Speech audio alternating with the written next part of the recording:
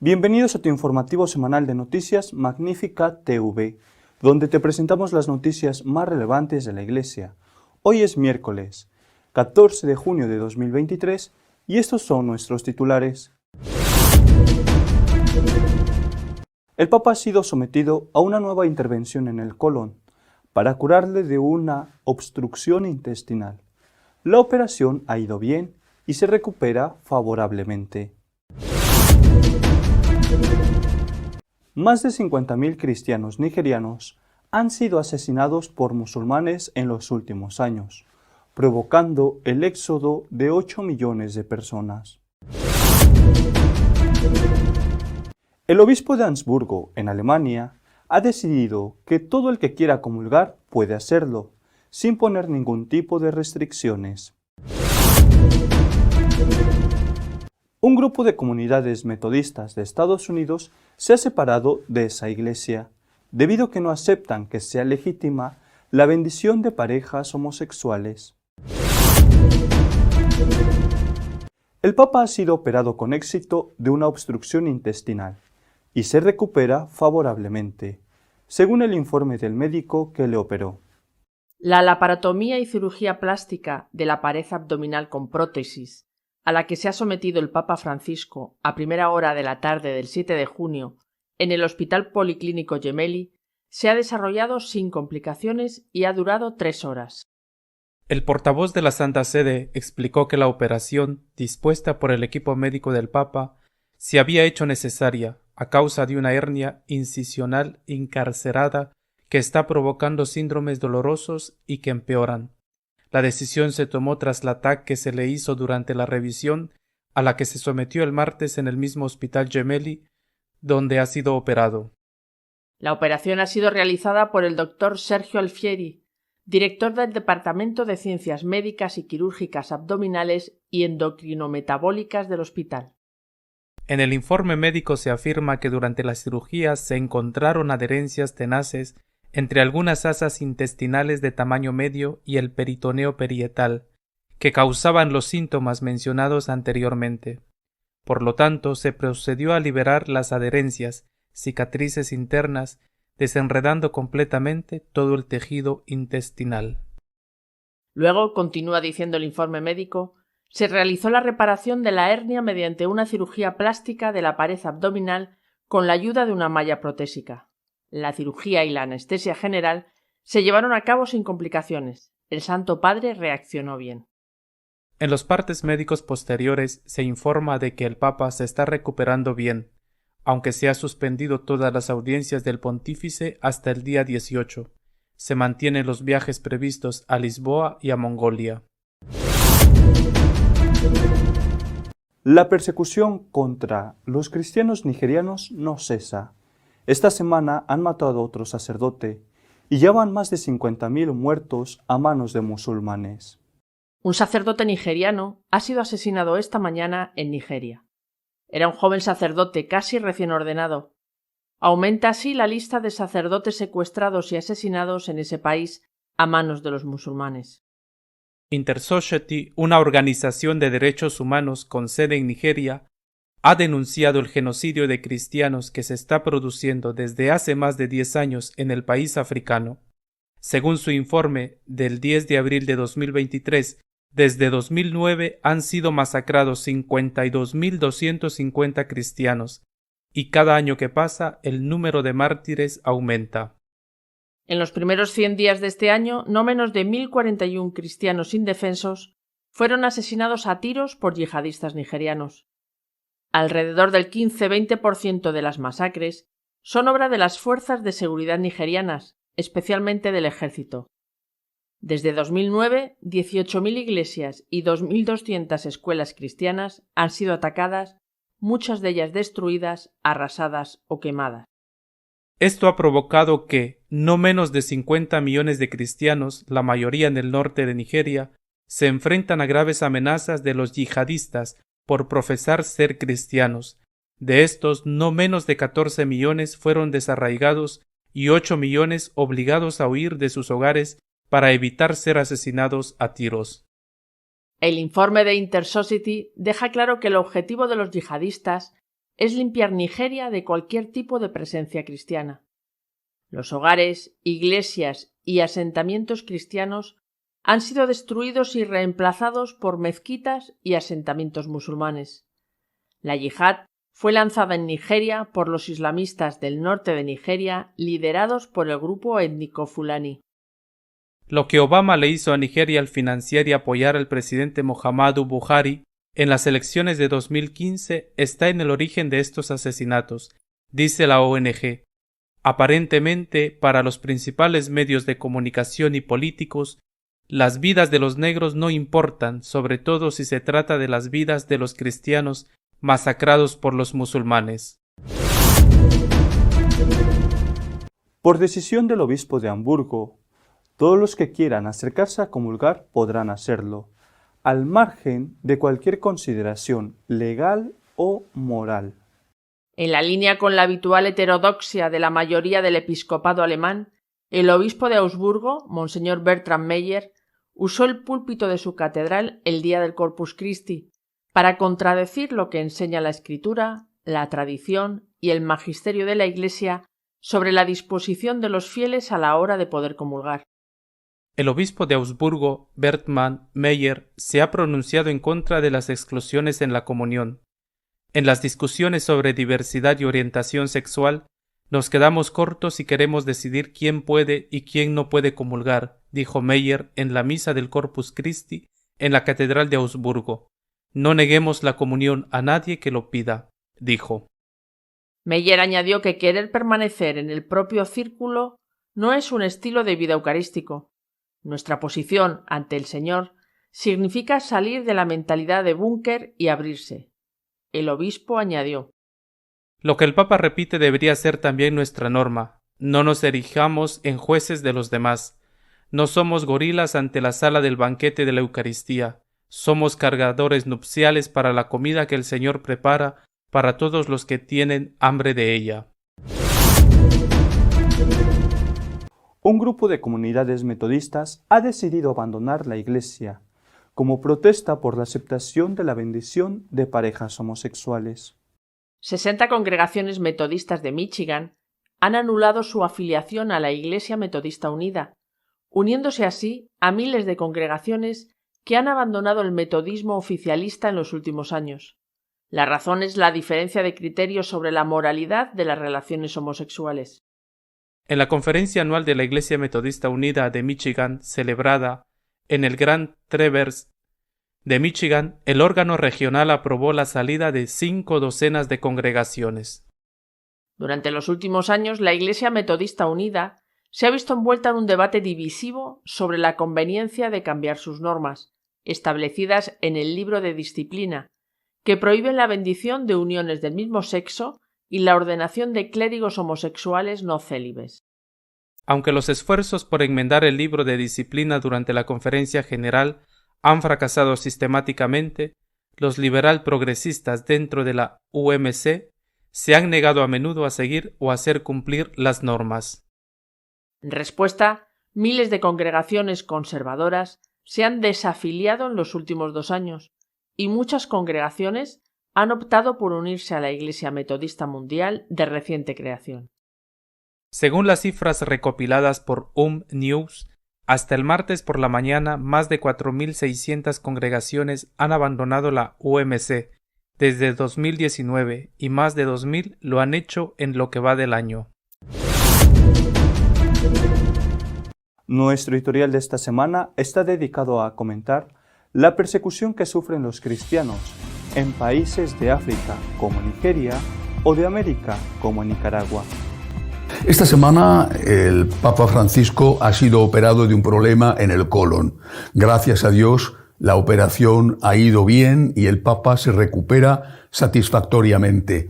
En esta ocasión, por primera vez, ha sido el propio cirujano el que ha dado explicaciones sobre lo que tiene el Papa, de qué le han operado, no solamente en esta ocasión, sino de que le operaron él mismo la vez anterior. Esto es un acto muy positivo porque no es lo mismo un comunicado de prensa sin firma del facultativo que sea el propio cirujano el que diga lo que sucede. Ha despejado muchísimas dudas. Yo creo que ha despejado todas las dudas. En primer lugar, ha explicado en qué ha consistido esta operación y ha dicho que el paciente se encuentra razonablemente bien.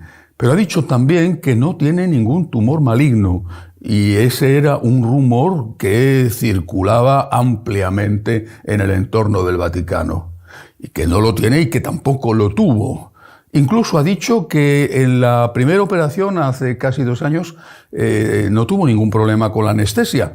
Y había sido el propio pontífice en una conversación con periodistas el que había dicho de forma informal que le daba miedo la anestesia porque había tenido alguna dificultad en esa operación. El cirujano, el médico, ha dejado claro que el Papa está bastante bien, razonablemente bien, para los 86 años cumplidos que tiene, y que después de unos días de natural y lógico reposo podrá hacer frente a las obligaciones que tiene contraídas. Unas obligaciones que el Vaticano ha dicho que va a mantener: la visita a Lisboa para la JMJ e incluso la mucho más pesada, compleja desde el punto de vista logístico, visita nada menos que a Mongolia, en las fronteras con China. Eso sí, estos días las audiencias se han suspendido para que esa recuperación, como es natural, se complete de forma satisfactoria. Otra noticia de esta semana ha sido la persecución que están sufriendo los cristianos, sobre todo en 2 países de 2 continentes distintos, Nigeria y Nicaragua. La situación en Nigeria es realmente grave para los cristianos. Una ONG dedicada a la defensa de los derechos humanos, Intersociety, ha dado datos. Ha dicho que en los últimos 12 años han sido asesinados, habría que decir que en muchos casos han sido martirizados, 52.500 cristianos. Y que solo en los 3 primeros meses de este año han sido asesinados, martirizados, más de 1.041 cristianos, lo cual significa que en 90 días han sido martirizados más de 1.000, lo cual representa a más de 10 víctimas, mártires al día. Y ha seguido dando más datos. Ha dicho que han sido atacadas en estos 12 años últimos, que es cuando ha presentado el balance esta ONG, han sido atacadas 22.000 iglesias, han sido atacados más de 2.000 escuelas y colegios cristianos, muchos de ellos destruidos. ¿Y qué hace el gobierno? El gobierno o no hace nada o incluso favorece los ataques. El gobierno, que es musulmán, incluso el expresidente que acaba de dejar el cargo hace muy poco, es de la misma etnia, la etnia fulani, que es la principal etnia que ataca a los cristianos en el norte del país, una etnia apoyada, eso sí, por el grupo terrorista Boko Haram. Hasta el punto, dice Intersociety, que el 20% de los ataques contra cristianos han sido efectuados por miembros del ejército que está integrado también en su mayor parte por musulmanes. Hay 50 millones de cristianos en riesgo permanente en Nigeria, es el país más poblado de toda África. 8 millones de cristianos han tenido que abandonar sus casas, dejándolo todo y meterse de alguna manera en campos de refugiados donde sobreviven prácticamente sin nada. ¿Y qué hace el mundo ante todo esto? Pues es terrible porque nada menos que las administraciones de Obama y la actual de Biden han colaborado con ese expresidente fulani, es decir, con ese expresidente musulmán, han colaborado a cambio de que les asegurara el suministro de petróleo a Occidente. No se dan cuenta de que si se instaura en Nigeria la yihad islámica, ¿qué es lo que pretenden? Poner en ese país un sultanato musulmán. Si allí se instala un país islamista, entonces va a ser muchísimo peor para Occidente. Buscan el beneficio económico a corto plazo y no les importa nada lo que estén sufriendo los cristianos. Y es significativo que esos mismos, cuando algunos afroamericanos eran brutalmente golpeados, incluso muertos por las fuerzas de la policía, esos mismos se rasgaban las vestiduras y se unían al movimiento Black Lives Matter, que protestaba con razón. Yo no entro a discutir si es algo crónico entre la policía norteamericana o casos puntuales, pero es que esos que protestan por la muerte de afroamericanos a manos de la policía en Estados Unidos no se inmutan en absoluto por la muerte de más de 50.000 africanos del mismo color de piel que los de Estados Unidos. A esos no importan para nada. Si cae uno en Estados Unidos es una catástrofe y se protesta, y me parece bien que se proteste, pero si son asesinados 50.000 en África, no pasa absolutamente nada. E incluso los que protestan en Estados Unidos colaboran, hablo de los políticos, colaboran, aunque sea indirectamente, con las matanzas de cristianos en África. ¿Y eso por qué?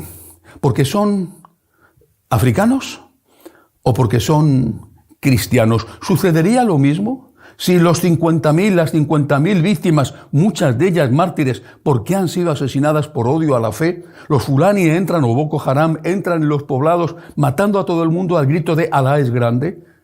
¿Sucedería lo mismo si fueran de otra religión?